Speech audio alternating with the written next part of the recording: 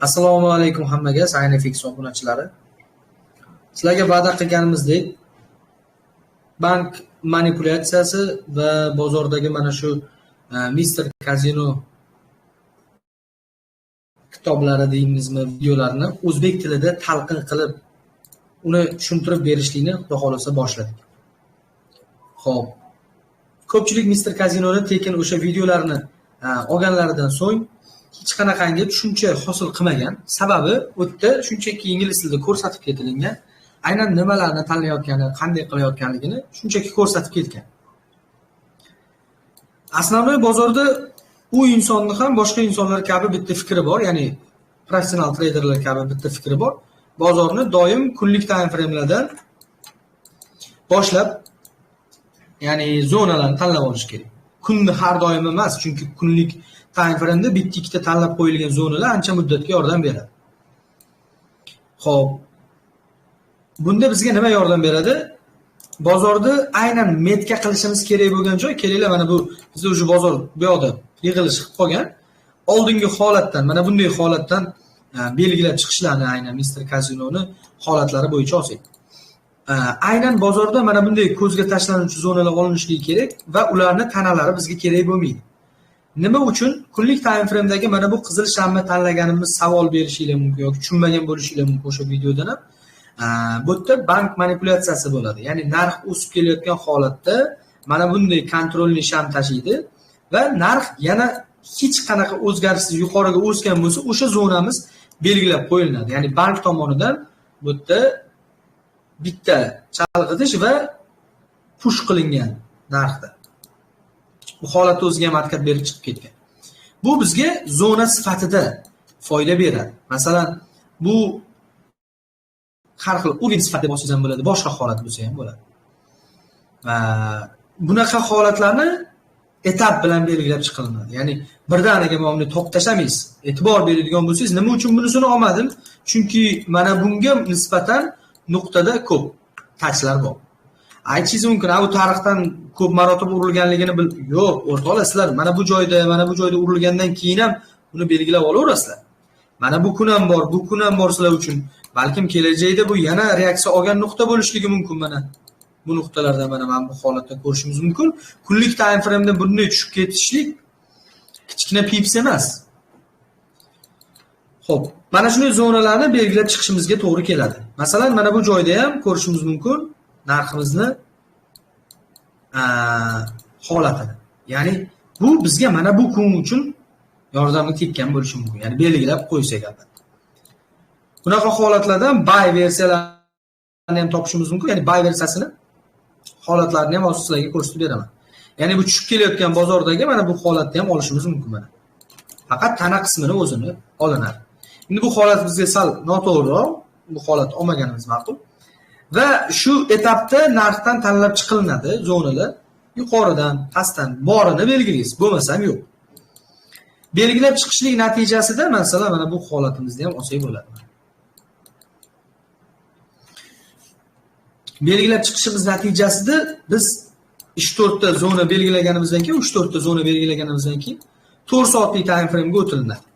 O'zimizning holatda hozirgi real bozor holatimizda 4 soatlik time frame'da mana shunday zonalarni aniqlab ko'rsatib beraman sizlarga. Mana bu zonada bizda bor.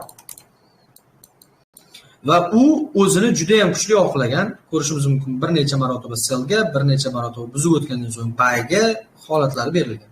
Va mana shu holatimiz bizda dushanba kuni agar narx yuqoriga yursa, mana shu holatda reaksiya berishi mumkin bo'lgan nuqtalardan bittasi.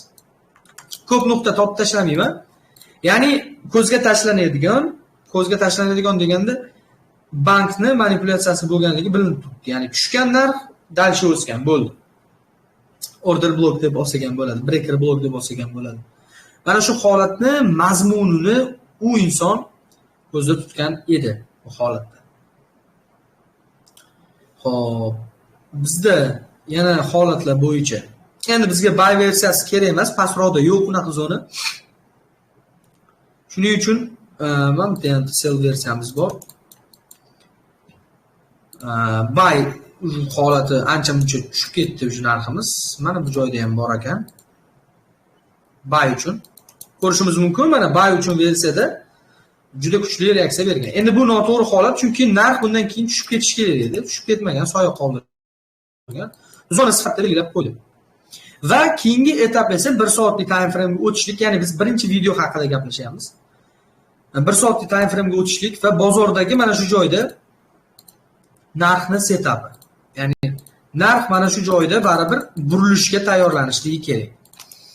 Va ko'p holatlarda entrylar few candle'dan bo'ladi.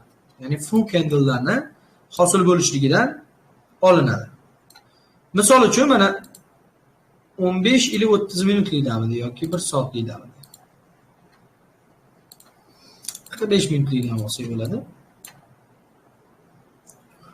Xo'p. Mana bu zona bizda o'sha boyagi zonalardan bittasida Mr. Casinoni uslubida belgilanishlik. Mana bu yashil sham tanalari bilan olinadi. Bu zonani ko'rishingiz mumkin bir marta nima deydi? Hurmatli qilgan. Fomos chiqqan, yana kuchli tushishlik va o'sha joy yorib o'tilingandan so'ng shu zona bayga aylanadi.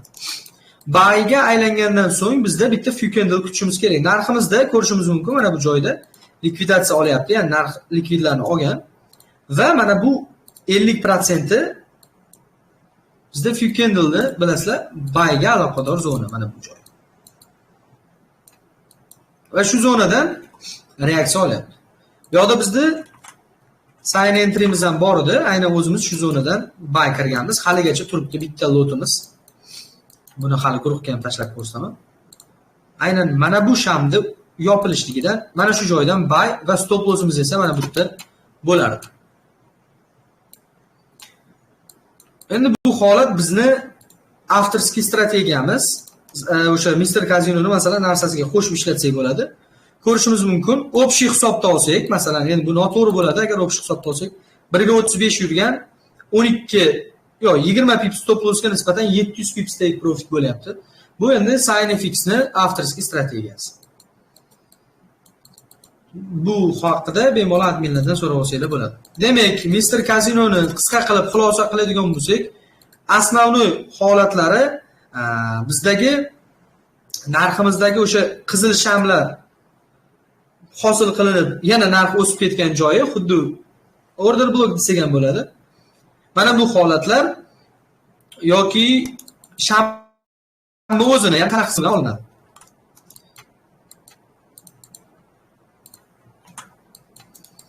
Shu ko'rsatib o'tgan mana bu holatimiz sell uchun, buy uchun to'g'risi bu yoqda yaqin orada topmadim. Mana masalan men buni ham buy uchun olsak bo'ladi. Mana shunday harakatlarni kattaroq holatlari bo'lsa albatta belgilab chiqilinadi va ularda qanaqangi ishlash kerak, ularda qanaqa holatlarni qilish kerak. Ularni keyingi darslarda ko'rsataman. Ya'ni biz hozir nimani o'rgandik? Aynan zonalarni aniqlab chiqishni, eng reaksiya bergan nuqtalarni Mr. Casino tilida belgilab chiqishlikni oldik. Hammasini belgilab tashlamaysizlar. Eng keraklilari bozordagi reaksiya olgan nuqtalar hammasi mana masalan mana bu sell uchun degan holat yo'q. Ya'ni mana bu qizil sham sell uchun degan holat yo'q. Bu bizga zona sifatida qoldiriladi bu. Mana shunday qilib 3-4 ta zonalarni xuddi shu Mr. Casino ko'rsatib tushirgandek belgilab chiqasizlar va ularda qanaqa ishlashligini keyingi darslarda albatta ko'rsatib beraman. Sizlar bilan Sinefix bo'ldi. Hammaga rahmat, charchamaying.